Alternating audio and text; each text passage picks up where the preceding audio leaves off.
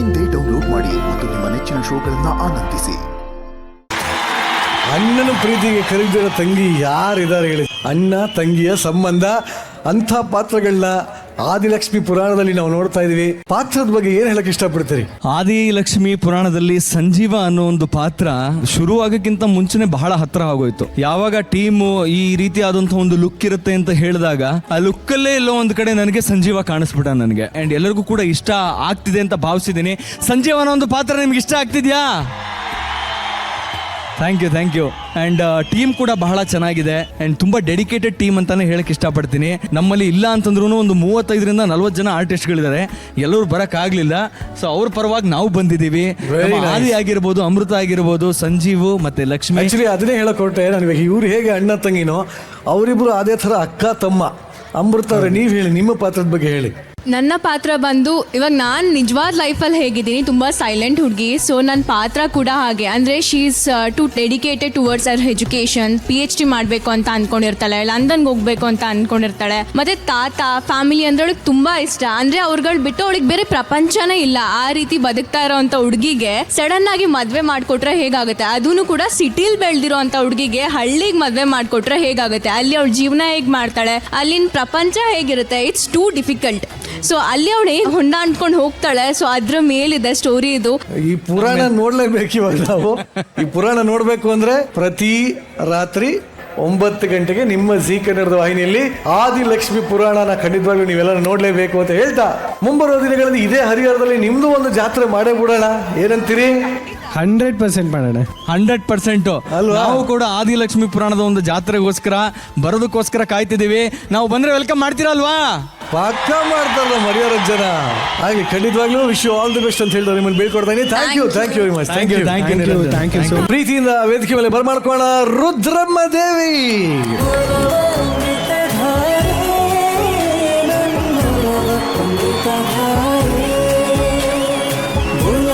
ಹರಿಹರಕ್ಕೆ ಬಂದು ಇಷ್ಟು ಪ್ರೀತಿಯಿಂದ ಎಲ್ಲ ಮೊಮ್ಮಕ್ಕಳನ್ನ ಮಾತಾಡ್ಸಿರಾ. ನನಗೆ ತುಂಬಾ ಖುಷಿ ಆಗ್ತದೆ ನಿಮ್ಮನ್ನ ಈ ವೇದಿಕೆ ಮೇಲೆ ನೋಡೋದಕ್ಕೆ. ಮೊದಲು ನಾನು ಹೇಳಬೇಕಾದ್ದು, ನಮಗೆಲ್ಲ ಅನ್ನದಾತರಾದ ರೈತರ ಪಾದಗಳಿಗೆ ನಾನು ನಮಸ್ಕಾರಗಳನ್ನು ಸಲ್ಲಿಸಿ,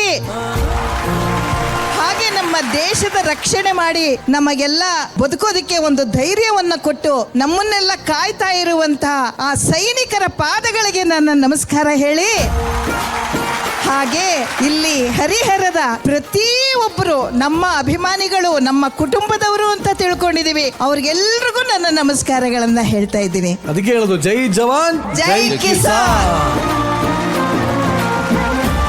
ಅವ್ರಿಗಷ್ಟೇ ಅಲ್ಲ, ಈ ವೇದಿಕೆಯಲ್ಲಿ ಇನ್ನೊಬ್ಬರಿಗೆ ಖಂಡಿತವಾಗ್ಲೂ ನಾವು ಧನ್ಯವಾದ ಹೇಳಲೇಬೇಕು. ಅದ್ಯಾರು ಅಂತ ನೋಡೋಣ.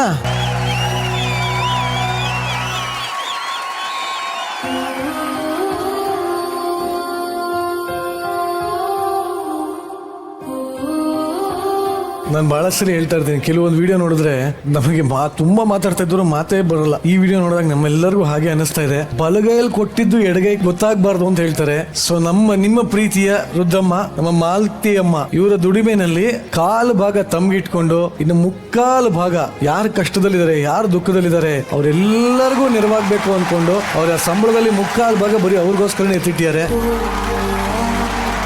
ನಿಜವಾಗ್ಲೂ ಎಂಥ ದೊಡ್ಡ ವ್ಯಕ್ತಿತ್ವ ನಿಮ್ದು. ನಾನು ಆಗ್ಲೇ ಹೇಳಿದಲ್ಲ ದೊಡ್ಡ ವ್ಯಕ್ತಿ ಅಂತ, ಅದಿನ್ಯಾರು ಅಲ್ಲ, ನೀವೇ. ನಾನು ಯಾವತ್ತೂ ದೊಡ್ಡ ವ್ಯಕ್ತಿ ಅಲ್ಲ. ನನಗೆ ಅನ್ನ ಹಾಕಿ ನಾನು ಇನ್ನೊಬ್ಬರಿಗೆ ಅನ್ನ ಹಾಕುವಂಥ ಶಕ್ತಿ ಪ್ರೊಡ್ಯೂಸರ್ಗಳು ನನಗೆ ಕೊಡ್ತಾ ಇದ್ದಾರಲ್ಲ ಅವಕಾಶಗಳು, ಅದಕ್ಕೆ ನಾನು ಅವರಿಗೆ ಧನ್ಯವಾದ ಹೇಳ್ತೀನಿ. ಯಾಕಂದರೆ ನಾನು 7ನೇ ವಯಸ್ಸಿಗೆ ಅಪ್ಪ ಅಮ್ಮನ್ನ ಕಳ್ಕೊಂಡೆ. ನಾನು ಒಂಥರ ಇದೇ ಥರ ಅನಾಥಳ ಥರನೇ ಇದ್ದೆ. ಅಕ್ಕನೇ ಜೋಪಾನ ಮಾಡಿದ್ರು. ಕಷ್ಟದಲ್ಲೇ ಬೆಳ್ಕೊಂಡು ಬಂದೆ. ಆಮೇಲೆ ನನಗೆ ತಿಳುವಳಿಕೆ ಬಂದ ಮೇಲೆ ಕಷ್ಟದಲ್ಲಿರೋರನ್ನ ನೋಡಿದ್ರೆ ನನ್ನ ಬಾಲ್ಯದ ನೆನಪು ನನಗಾಗ್ತಿತ್ತು. ಅದಕ್ಕೆ ದೇವರು ನನಗೆ ಊಟ, ಬಟ್ಟೆ, ಇರೋದಕ್ಕೆ ನೆಲೆ ಇಷ್ಟು ಕೊಟ್ಟ ಮೇಲೆ ಬೇರೆ ಇನ್ನೇನ್ ಬೇಕು ನನಗೆ? ಉಳಿದಿದ್ದನ್ನ ಇರುವಾಗಲೇ ಇಟ್ಟು ಹೋಗೋದಕ್ಕಿಂತ ಇನ್ನೊಬ್ಬರಿಗೆ ಕೊಟ್ಟು ಹೋದ್ರೆ ನಮ್ಮ ಉಸಿರು ಹೋದ್ರು ನಮ್ಮ ಹೆಸರು ಉಳಿಯುತ್ತಲ್ಲ ಅನ್ನೋ ಒಂದು ಉದ್ದೇಶದಿಂದ ಇಂಥ ಕಾರ್ಯಕ್ರಮಗಳನ್ನ, ಇದೊಂದೇ ಅಲ್ಲ, ಇನ್ನು ಬೇರೆ ಬೇರೆ ಆಶ್ರಮಗಳಿಗೂ ಹೋಗ್ತಿರ್ತೀನಿ. ಹೊಸದಾಗಿ ನಾವು ಕಲಾವಿದರಾಗಬೇಕು ಅಂತ ಏನು ಮಕ್ಕಳು ಆಸೆ ಪಡ್ತಾರಲ್ಲ, ಅವರಿಗೆ ನಾನು ಫ್ರೀ ಆಗಿ ಅಭಿನಯ ಕಲಿಸಿ ನಾಟಕ ನಾಟಕಗಳನ್ನ ಕಲಿಸಿ ಇಂಥ ಅನಾಥಾಶ್ರಮ ವೃದ್ಧಾಶ್ರಮಕ್ಕೆ ಹೋಗಿ ನಾಟಕಗಳನ್ನ ಮಾಡಿ ಸಾಂಸ್ಕೃತಿಕ ಕಾರ್ಯಕ್ರಮ ಮಾಡಿ ಅಲ್ಲಿ ಇರೋರ್ನು ಕರ್ಕೊಂಡು ಜೊತೆನಲ್ಲಿ ಡ್ಯಾನ್ಸ್ ಮಾಡಿಸ್ತೀನಿ. ಅವ್ರ ಜೊತೆ ನಾನು ಡ್ಯಾನ್ಸ್ ಮಾಡ್ತೀನಿ, ಹಾಡಿಸ್ತೀನಿ, ನಾನು ಹಾಡ್ತೀನಿ. ನನಗೂ ಒಂಥರ, ನಾನು ಒಬ್ಳೇ ಇರೋದು, ಅಪ್ಪ ಅಮ್ಮ ಇಲ್ಲ. ನನ್ನ ಸಾಕಿದ ತಾಯಿ ಅಂತಿದ್ದ ನನ್ನ ಅಕ್ಕನೂ ತೀರ್ಕೊಂಡ್ಬಿಟ್ರು.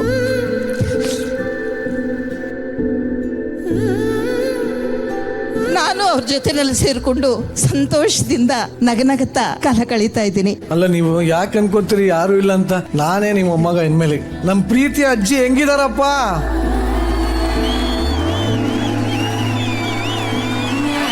ನೋಡಿ, ನಿಮ್ಮನ್ನ ಎಷ್ಟು ಇಷ್ಟಪಡ್ತಾರೆ ನೋಡಿ. ಎಷ್ಟು ಜನ ಮೊಮ್ಮಕ್ಳಿದ್ದಾರೆ, ಎಲ್ಲರೂ ನಿಮ್ಮನ್ನ ಇಷ್ಟಪಡ್ತಾರೆ. ಎಲ್ಲರೂ ಎದ್ದು ನಿಂತು ನಿಮ್ಮ ಅಜ್ಜಿಗೆ ಚಪ್ಪಾಳೆ ಹೊಡಿಬೇಕು ಅಂತ ಕೇಳ್ಕೊತೀನಪ್ಪ. ಎಲ್ಲ ಸಾಧ್ಯ ಆದರೆ ಟಾರ್ಚ್ ಲೈಟ್ ಆನ್ ಮಾಡಿ ಎಲ್ಲರೂ. ಈಗ ಹೇಳಿ ಯಾರು ಇಲ್ಲ ಅಂತ. ಅಲ್ಲಲ್ಲ, ಈಗ ನನಗೆ ಸೀರಿಯಲ್ನವರು ಪ್ರತಿಯೊಬ್ಬರು ನಾನು ಯಾವ್ಯಾವ ಸೀರಿಯಲ್ ಮಾಡಿದ್ದೀನಿ ಎಲ್ಲರೂ ನನಗೆ ಅನ್ನ ಹಾಕಿದ್ದಾರೆ. ಆ ಅನ್ನದಾತರೇ ನನ್ನ ಬಂಧುಗಳು, ನನ್ನ ಬಾಂಧವರು, ನನ್ನ ಒಡ ಹುಟ್ಟಿದವರು ಅಂತ ತಿಳ್ಕೊಂಡು ನಾನು ಜೀವನ ಮಾಡ್ತಾ ಇದ್ದೀನಿ. Super super. ಗೌತಮ್ ಸರ್, ಏನ್ ಹೇಳ್ತೀರಿ ನಿಮ್ಮ ಅಜ್ಜಿಗೆ? ಅವಾಗಲೇ ಒಂದು ಮಾತು ಹೇಳಿದ್ರಿ, ಎಡಗೈಲಿ ಕೊಟ್ಟಿದ್ದು ಬಲಗೈ ಗೊತ್ತಾಗಬಾರ್ದು ಅಂತ. ಇಷ್ಟು ದಿವಸ ಇಷ್ಟು ವರ್ಷ ಕೆಲಸ ಮಾಡಿದ್ದೀನಿ, ಈ ವಿಷಯ ನನಗೆ ಗೊತ್ತಿರಲಿಲ್ಲ. ಎಂಥ ಅದ್ಭುತವಾದ ಸೇವೆನ ಮನುಷ್ಯ ಧರ್ಮ ಅನ್ಬೇಕಾ. ಎಷ್ಟು ಸೈಲೆಂಟ್ ಆಗಿ ಯಾರಿಗೂ ಹೇಳ್ದೇನೆ ತಾವು ಸಂಪಾದನೆ ಮಾಡೋ 4 ಕಾಸಲ್ಲಿ 3 ಕಾಸು ಬೇರೆಯವ್ರಿಗೆ ಎತ್ತಿಟ್ಟು 1 ಕಾಸು ತಮ್ಗೆ ಇಟ್ಕೊಂಡು ಜೀವನ ಮಾಡ್ತಾ ಇದಾರಲ್ಲ. ಹೆಮ್ಮೆ ಅನ್ಸುತ್ತೆ, ಮಾದರಿ ಅನ್ಸುತ್ತೆ, ಅನುಕರಣೀಯ ಅನ್ಸುತ್ತೆ. ಅಮ್ಮ, ಶಿರಸಾಷ್ಟಾಂಗ ನಮಸ್ಕಾರ. ಭೂಮಿಕಾ ಮೇಡಮ್, ನಿಮ್ಗಿರೋಂಥ ಈ ಗುಣಗಳಲ್ಲಿ ನಮಗೂ ಒಂದು 1% ಬಂದ್ರೆ ಸಾಕು. ಆ ಒಂದು ಯೋಚನೆ, ತಿಳುವಳಿಕೆ ಎಲ್ರಿಗೂ 1% ಬಂದ್ರು ಎಲ್ರು ತುಂಬಾ ಒಳ್ಳೇದ್ ಮಾಡಬಹುದು, ಎಲ್ರಿಗೂ ಬಹಳ ಹೆಲ್ಪ್ ಆಗುತ್ತೆ ಅಂತ ಅನ್ಕೋತೀನಿ. ಜೀ ಕನ್ನಡ ನಿಜವಾಗ್ಲೂ ಇಂಥ ಒಂದು ಅಜ್ಜಿ ಮಾಡ್ತಿರೋದೊಂದನ್ನ ಇಲ್ಲಿ ಈ ಒಂದು ಹರಿಹರದಲ್ಲಿ ಇಂಥ ಒಂದು ಸ್ಟೇಜ್ ಅಲ್ಲಿ ತೋರಿಸಿದಿರಲ್ಲ, ಅದಕ್ಕೆ ಧನ್ಯವಾದಗಳು. 4 ಜನ ಇದರಿಂದ ಕಲೀಲಿ, ಇನ್ನೊಬ್ರಿಗೆ ಒಳ್ಳೇದಾಗ್ಲಿ ಅಂತ ಕೇಳ್ಕೊತೀನಿ. ಅಮ್ಮ, ಥ್ಯಾಂಕ್ ಯು ಸೋ ಮಚ್. ಇಷ್ಟೊತ್ತು ಅಜ್ಜಿಯವರ ಒಂದು ಎಮೋಷನಲ್ ಪಾರ್ಟ್ ನೋಡಿದ್ವಿ. ಅವರೆಷ್ಟು ಲೈವ್ಲಿ ಆಗಿ ಕಾಮಿಡಿ ಆಗಿರ್ತಾರೆ ಅಂತ ಇಲ್ಲಿ ಯಾರಿಗೂ ಗೊತ್ತಿಲ್ಲ. ಅದ್ರ ಪರಿಚಯ ಮಾಡಿಸ್ತೀವಿ. ಜೈ ಬಾಮ್ಮ. ಅಜ್ಜಿ, ನಿಮಗೆ ಇವಾಗ ಎಷ್ಟು ವಯಸ್ಸು? ಯಾವಾಗ್ಲೂ ಹೆಣ್ಮಕ್ಳು ವಯಸ್ಸು ಕೇಳಬಾರ್ದು, ಗಂಡು ಮಕ್ಕಳು ಸಂಬಳ ಕೇಳಬಾರ್ದು ಅಂತ. ಅಜ್ಜಿ ಮಕ್ಕಳ ಬಗ್ಗೆ ಮಾತಾಡ್ತಾ ಇಲ್ಲ, ಅಜ್ಜಿ ಬಗ್ಗೆ ಮಾತಾಡ್ತಾರೆ. ಅಲ್ಲ, ಅಜ್ಜಿ ಆದ್ರೆ ಹೆಣ್ಣಲ್ವಾ ನಾನು? ಸರಿ ಆಯ್ತು, ವಯಸ್ಸು ಎಷ್ಟಿರ್ಬೋದು? ವಯಸ್ಸು ಎಷ್ಟಿರ್ಬೋದು? 1 ಪಕ್ಕ 7. ಹಾ, ನೋಡಿದ್ರ 71 ವರ್ಷ ಅಜ್ಜಿಗೆ. ಇವ್ರ ಅನುಭವ ನಮ್ಮ ಸೀರಿಯಲ್ ಮಾಡೋ ಎಷ್ಟೋ ಆರ್ಟಿಸ್ಟ್ಗಳಿಗೆ ಅಷ್ಟು ವಯಸ್ಸೇ ಆಗಿಲ್ಲ, ಅಷ್ಟು ಅನುಭವ ಆಗಿದೆ. ಸೀನಲ್ಲಿ ಎಲ್ಲರೂ ಡ್ಯಾನ್ಸ್ ಮಾಡೋ ಒಂದು ಸನ್ನಿವೇಶ ಆಯ್ತು. ಎಲ್ಲರೂ ಡ್ಯಾನ್ಸ್ ಆಡ್ತಾ ಇದೀವಿ, ತಕ್ಷಣ ಅಜ್ಜಿನೂ ಶುರು ಹಚ್ಕೊಂಡ್ಬಿಡೋದ. ಡೈರೆಕ್ಟರ್ ಗಾಬರಿ ಇದ್ರು, ಅಜ್ಜಿ ನಿಮ್ಗೆ ಶಕ್ತಿ ಇರೋದು ಅಲ್ಲಿ ಮಾಮೂಲಿ ಲೈಫಲ್ಲಿ ತೋರಿಸ್ಕೊಳ್ಳಿ, ಇಲ್ಲಿ ವಯಸ್ಸಾಗಿದೆ ಅಜ್ಜಿ ನಿಮ್ಗೆ ಅಂತ. ಆದ್ರೂ ಬಿಡ್ಲಿಲ್ಲ ಅವ್ರ ಸಮಾಧಾನಕ್ಕೆ ಡೈರೆಕ್ಟರ್ ಒಂದು ಡ್ಯಾನ್ಸ್ ಆಡ್ಸೇ ಬಿಟ್ರು.